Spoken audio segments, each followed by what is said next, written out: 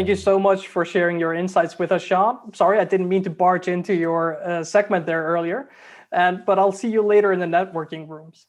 Now, I'd like to welcome all of you to the Startup Nation segment, where we look into what technology should be on your radar according to two specialists. I'm joined first on screen now by Yvan Boudillet, founder of TheLynk, to discuss the upcoming market trends related to the future of live events. Welcome, Yvan. Hello everyone. Really, how did I do pronouncing your name? All good. Now, I think it's probably just best if we dive right into your quick presentation. But I want to remind everyone at home that you can ask Yvan questions in the chat. Just remember to add @Q&A. The floor is yours, Yvan. Good. So yes, and again, I think as most of the speakers here, we're going to share the same feeling. We all look forward for live event to resume. But before then, I wanted to share with you some few insights from my work with TheLynk, which is a consultancy organization dedicated to innovation in the music sector and let's say entertainment sector in general. And I did a bunch of let's say exploration in the live streaming area, and I wanted to share some few insights about let's say what happened from the beginning of the pandemic to now. And it first started with a kind of a super organic approach of live streaming and live events through social media and artist to fan direct. So if we have some kind of comparison with the live event sector, which I'm also familiar with because I used to be a speaker in a lot of events, it will be like expert going straight to corporates or corporates straight to brand. But in the world of music, it was like artists like this guy with Matefi from Trivium, a metal band. He's also a Twitch expert. I think he's spending potentially more of his time now, of his creative time, on Twitch, interacting with his fans, proposing pretty much every week a show, whether him alone or with his band. So this direct-to-fan relationship through social media became the new normal. And some kind of platform coming from the esport world, I think took the lead in terms of usage and adoption, and Twitch first and foremost. Then we came to another phase where I would say starting the summer of 2020 last year, we observed the emergence of new, more highly produced TV format, let's say, initiative, some of them like hybrid, with some kind of elements of augmented reality, but most of them like highly produced. One of them was Gorillaz, this amazing band with these comics characters, and it was hosted on the platform called Live Now. But it was also a moment where we saw a lot of new platforms taking the step into the live streaming game, whether some new emerging platform like Moment House and so on. And I think now we have we are close to 100 startup breaking into the live streaming music segment. Also, some platform like Bands in Town or Dice were already positioned in the live sector as for those two a guide to live events or a ticketing platform, entering the live streaming game, let's say, or playground with new ticket live stream experiences. A point here is really important to say that there is a market also starting to be more precise for the stakeholders in the field, meaning there is an economy and there is a bigger acceptance to pay. If you look at the numbers recently shared by Bands in Town, more than 70% of the users are ready to pay for a live stream, and also the number of this is the demand. And when in regards to the offer, most now of the live stream available on Bands in Town are ticket live stream, meaning pay-per-view. So I think this is a good signal that we are coming to a kind of a consolidation phase. Also, in the meantime, the third kind of type of live streams that emerged dramatically was from the gaming world. So this is the next example. this is not new to the pandemic, because even before what we all experienced, there was some example like Marshmallow, a DJ, doing a crazy live performance into Fortnite 2019, and he already managed to gather like approximately 10 million people in the game. But then we had like several experiences last year, and the most remarkable ones were Travis Scott in Fortnite again. Here, Lil Nas X, who popped up, who organized an event with the in Roblox, and it was more than 33 or 35 million people connected to that event simultaneously. And as you can see, this is a metaverse world where people are here dancing along as avatars. So it's a kind of a brand new experiences. And again, we can discuss some kind of parallels with live event and conferences. And how do we make that connection and that bound like a living thing when it comes to a virtual show? Is it about avatars, or is it something else, or a mix of all of these? Then let's have a little bit of a pause and look at a chart. So this next slide, thanks.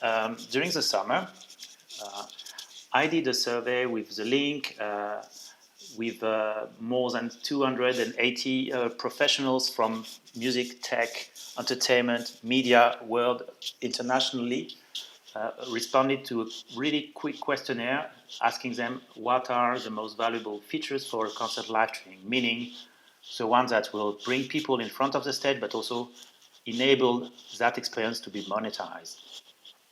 And not surprisingly, but here are the results of that survey. So it's based on the feedbacks of professionals, not of fans or users. Okay. Interesting to see that immersing sound is coming first, as we are talking about music. So when we talk about live events in general, it might be a different approach. But then I think we have common ground with live event in general that you might be discussing in a few minutes, like social interaction seems to be like essential. I mean, I guess this is not even an option anymore. Interactivity, social approach of a live event remote is essential. We're going to see potentially next slide, but how to do that happen. And also multi-angle camera, which is, live stream is still some kind of audiovisual content, by the way. This is not only social, this is not only digital, this is also a footage of something happening on the stage. So let's try to, because this is a startup nation segment, let's try to look at some startups trying to crack those three first elements. Next slide, please. When we talk about immersive sound, there is many ways to approach that, and one of those is HD quality, or a binaural sound, or some kind of 3D audio. Another way to approach that, which is to me even more promising in terms of the ultimate live stream experience of a live experience and hybrid live experience, is what we call remote cheering. This is a photo of an experiment done by Yamaha in May last year in a stadium in Japan. The technology basically is about capturing all the sound, the noise, the scream, the song by the crowd in their home, on their mobile, and bring that feedback loop to the stadium, and to combine what's happening in the stadium with what happens at people's home. And imagine what does it mean this right now when we have like no audience in the stadium, or no audience in front of the stage in a live concert. This is crucial not only for the fan engagement part, but it is also crucial for the artist and, let's say, performer standpoint, because right now they are missing that feedback to interact with.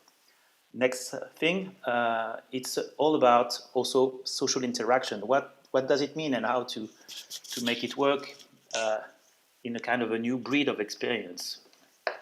Yes, we all have chats, and I guess in this conference right now we're going to have a chat and we can discuss, and this is great. But how can we go a little bit further? And some of the emerging platforms for live stream and music are trying to crack some kind of new formats here. Here is an example of a platform called session.live. It has been launched by, let's say, a serial entrepreneur. He was also the founder of Pandora before, and it's all about the social interaction. You can see here it's even using specific emojis to how to not replicate, but to enable an expression of an emotion from an audience to a performer. And this is a big question mark, how to make that work. Is it text? Is it audio, what we discussed, feedback loop? Or is it image or emojis? We don't know yet, but there are some kind of few attempts in the field. Another startup in the field of social interactions is from Sweden. It's called StageCats. Moving to the Multicam technology, this is an interesting company coming from France, so my country, OmniLive. OmniLive, they have an interesting path, and I will be quick on that one. They started in music, then they pivoted because music as an ecosystem is quite challenging in terms of go-to-market, and they developed really rapidly in education to enabling some courses and some classes to happen with a multi-angle aspect. So when you do some e-learning approach, you can see what is in the screen, what the notes of the professor, and so on. And they came back to music like pretty strongly in the past few months. Here, this is one of the latest shows they work with. This is one of the leading pop French artists called M. Pokora. It was in a big Parisian venue, and they enabled to let the people choose the angle of the camera. It seems to be like simple, but to manage the latency, it's a pretty big challenge. And I can also name another company from the US called Kizwi Mobile. Kizwi Mobile is not newcomers.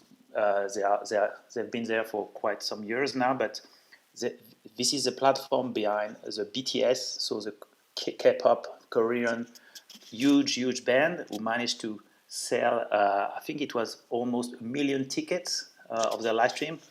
And according to what the CEO of this company told me, one of the key feature of the online experience of that show was, one, the choice of the camera, but also social interaction and enabling also some kind of bubble of conversation in between different fans.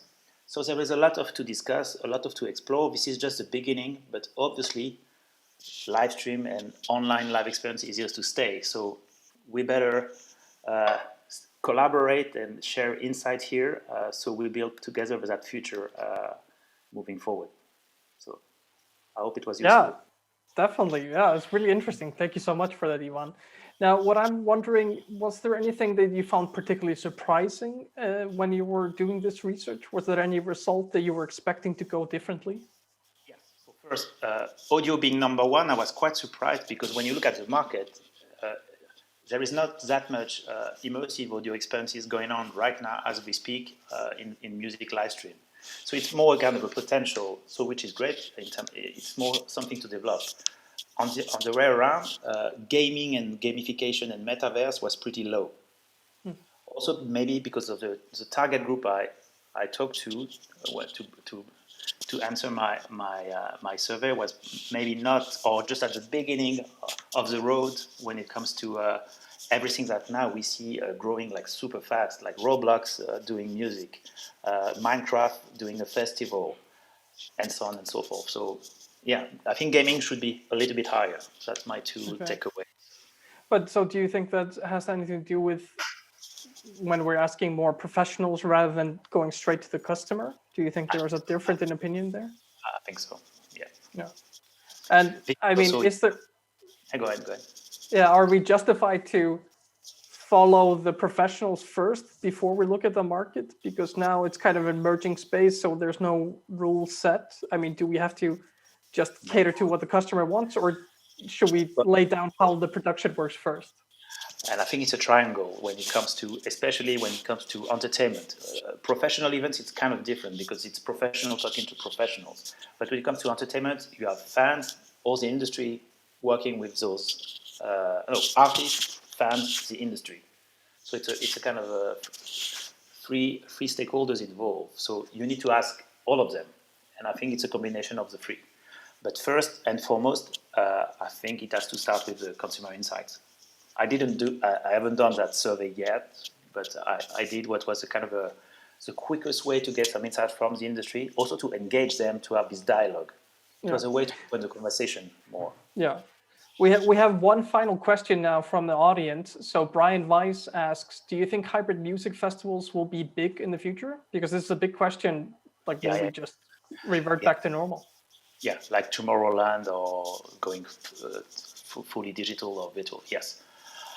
So yeah, hybridization will stay and will grow all the more if let's say there is a kind of an understanding of this is two different things. So digital and virtual events are not a replacement or a disruption or physical or in-person live events. When you get that and you are not afraid, and this is not the Napster of the live music, so this is not like any kind of disruption, this is a big change. But when you see it as a complementary approach, even in terms of audience and marketing, this is super interesting. Maybe Drift will have some insights about that, but it's maybe a way to address new audiences, so even to extend the potential business. So yes, it will stay. Maybe it will also allow to have different people from different segments in the same around the same events.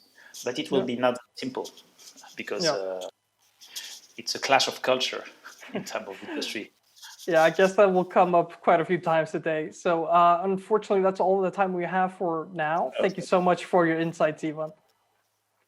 Appreciate it. Now we move on to the second half of the Startup Nation segment, where we'll look into which startups are making waves in the scene. To tell us more about this, I'd like to welcome Tom Wilson, partner at Seedcamp. Thank you for joining, Tom. Hi, it's great to be here. Hi. Yeah. I'd like to remind everyone again that you can ask Tom questions in the chat during our conversation. Now, to start us off, Tom, perhaps you could tell the audience a bit about your role at Seedcamp. Yeah, no, happy to. So yes, I'm a partner at Seedcamp. Seedcamp, we are a pre-seed and seed stage focused venture capital fund based in London, but investing globally, but predominantly throughout Europe. So we're looking to back European founders who are building global businesses and at the stage of pre-seed and seed. So those companies can be across a variety of different sectors. You know, we're pretty sector agnostic. We're technology investors, so we're looking for those businesses which have the potential to scale to very, very large outcomes. We've now been going since 2007, and we've invested in over 350 companies during that time. Some of which I think I'll come on to during the kind of spotlight on some of those companies. But yeah, I think it's, you know, our strong view is that the potential for, you know, technology and founders building these kind of like breakthrough companies has never really been greater. And you know, Europe is really at the forefront of that now. And the potential is to, you know, build these massive global businesses. So we're excited to be able to partner with you know, some fantastic companies already. Yeah. And well, I mean, we're still going through unprecedented times. So where is Seedcamp investing right now at the moment? Is there a specific sector you feel like you're going heavier into at the moment? I mean, we're a generalist fund, so you know, we're specialists on the stage that we invest in, but we're very much of the view that we're interested in where kind of like founders are going to take us. So rather than trying to like speculate on specific areas, we'll learn from the founders and they'll bring us into some markets. Having said that, you know, there's definitely been some areas over the years that we've specialized in or that we've kind of gained experience in through some of the investments that we've made. So we were very early, for instance, into financial technology, so into the fintech space with investments in the likes of like Revolut and TransferWise. And then more recently, you know, we've been investing quite a lot into health technology. You know, we see a lot of kind of like similarities with what's happening in that space that has happened in other industries. And there's, you know, I think a vast potential for disruption there. And then even more recently, you know, we've been doing a lot of things in kind of like the future of work, which, you know, I think will definitely cross into some of the things that we'll look at and talk about, you know, during this discussion today, because that has been a space that has certainly been accelerated by the fact that, you know, we're all working from home, and it's a very different landscape and environment than it was, you know, just 18 months ago. Yeah, maybe we'll just start looking at the startups that you've picked for us today. So if we can get up that slide at the moment. So maybe you can tell us first about HopIn, which is actually the platform we're on right now. Yeah, no, of course. No, so I mean, HopIn, yeah, I mean, it would be definitely remiss of me not to mention HopIn as one of the companies that we're incredibly excited about in this space. So HopIn, what they're doing, obviously, as you're all aware, because you are on the platform now experiencing this event, they're an all-in-one events platform. And we were fortunate to meet and to partner with Johnny at the very earliest stage, so the founder at Pre-Seed, when it was pretty much just him getting started. And what we loved there and what we saw the potential for there was, whilst people had thought about bringing events online, no one had really attacked it with the kind of ambition and vision that they had for solving this problem. Then, that was obviously about 18 months ago, before there was a global pandemic. And even at that point, we were really, really excited about the direction of the company, because there was so much potential in that market for both kind of like levels of bringing micro communities together and helping them host events online and really get closer to their kind of like true fans and communities, but then also on the kind of like larger scale with kind of enterprise level, kind of like good larger events and conferences like the one which we're at today.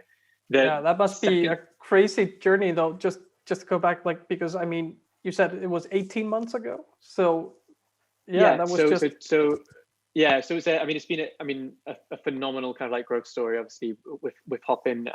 We invested in the summer of 2019.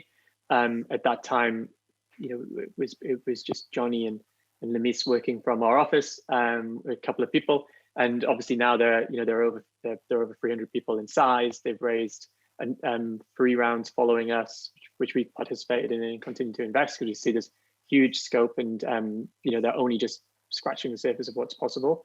And their last private market raise was $125 million Series B at a $2 billion valuation. So they're the fastest company, I think, pretty much ever in Europe to get to that kind of like level of valuation. So it's been an extraordinary journey, and they're fully deserving of all the success they've had so far, because they're an incredibly hardworking team, and Johnny's a really, really phenomenal founder. Yeah, and now if we go further down the list, so we also have PortalOne. Now, what can you tell us about that? So why did they make the list today?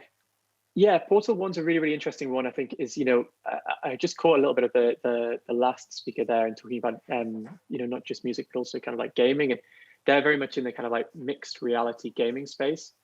We definitely think they're a company to watch, because they're at the kind of like the cutting edge of like what's possible technically at the moment within that space.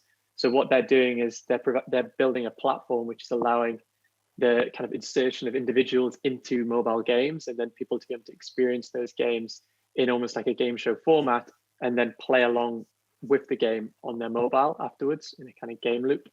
So I think it's really, really interesting, because it combines like this idea of, live event kind of format whereby people can experience an episode of something, or a snapshot of someone competing and doing something, which is a new form of those individuals being able to reach their audience.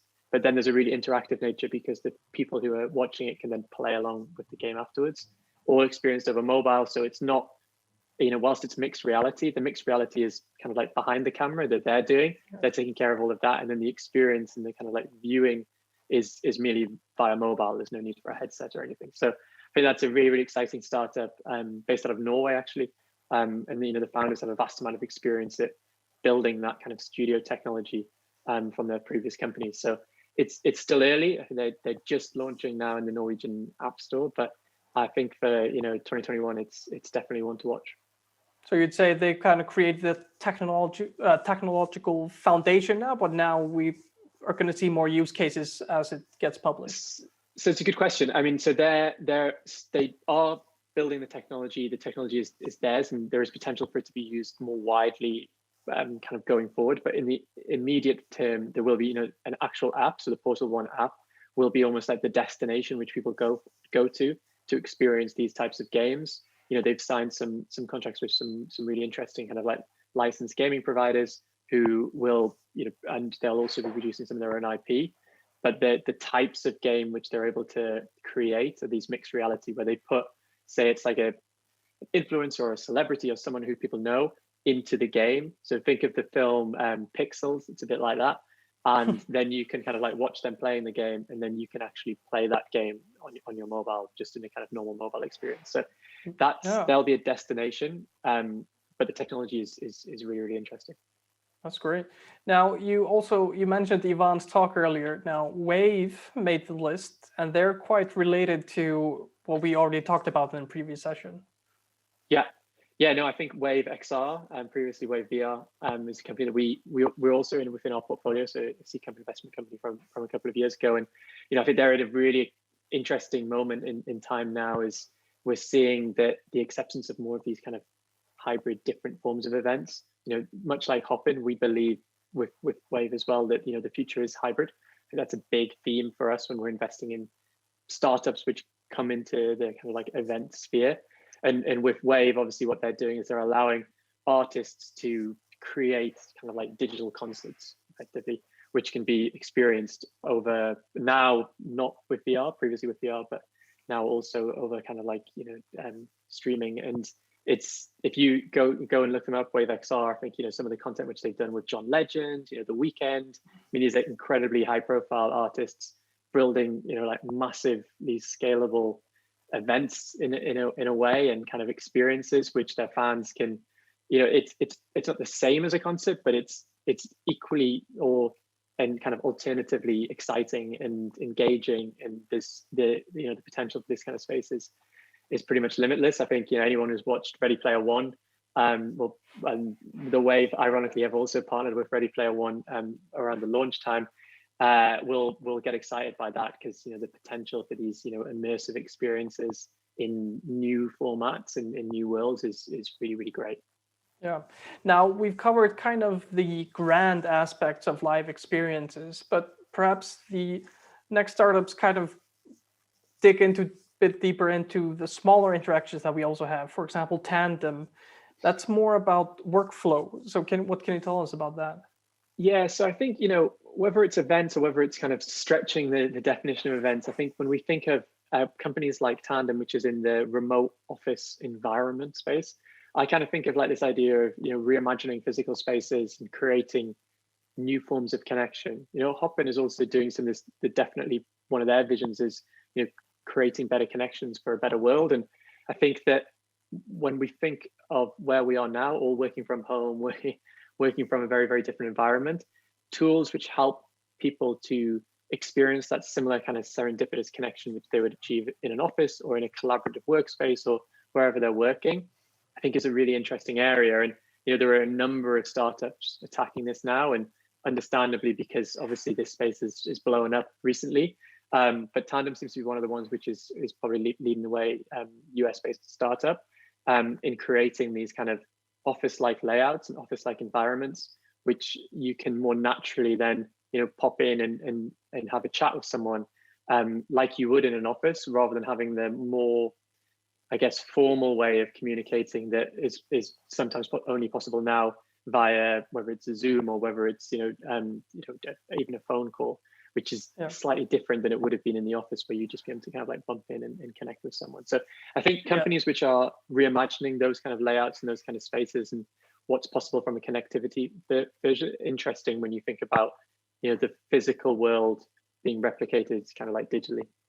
Yeah, I think it's definitely something that's been missing for a lot of people, those quick connections that we got kind of without thinking about it. Now, we also have a quite interestingly named Now, yes, what's that? Yes.